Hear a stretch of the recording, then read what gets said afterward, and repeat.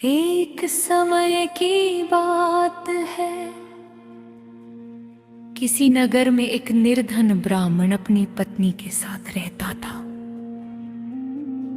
दोनों धर्मपरायण, सत्यवादी और भगवान श्री हरि विष्णु तथा माता महालक्ष्मी के परम भक्त थे।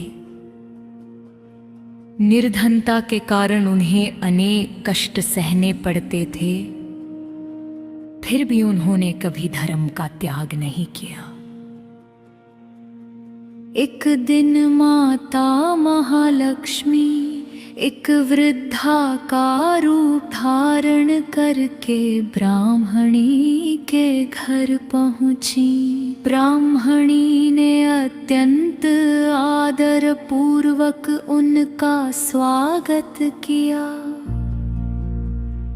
घर में अन्न बहुत कम था, फिर भी उसने प्रेम पूर्वक भोजन कराया।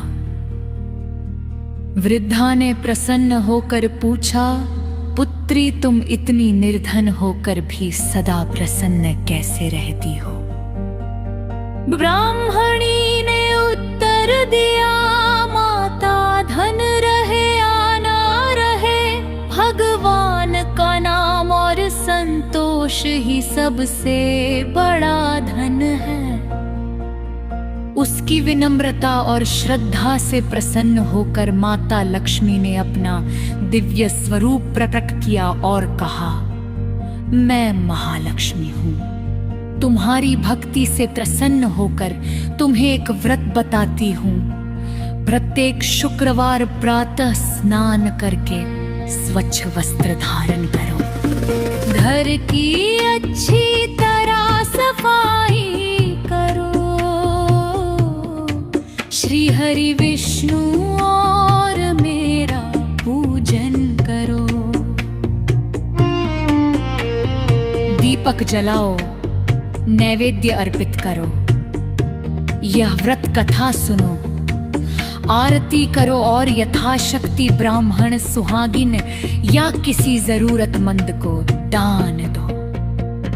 ब्राह्मणी ने श्रद्धा पूर्वक व्रत आरंभ किया। कुछ ही समय में उसके घर से दरिद्रता दूर हो गई।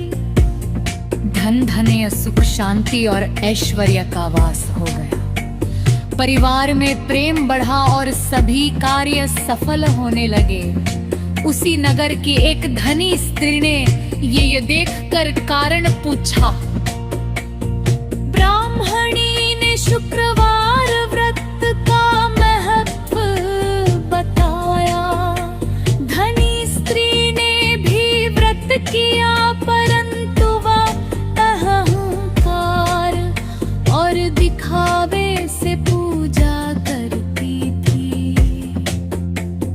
परिणाम स्वरूप उसे कोई फल नहीं मिला।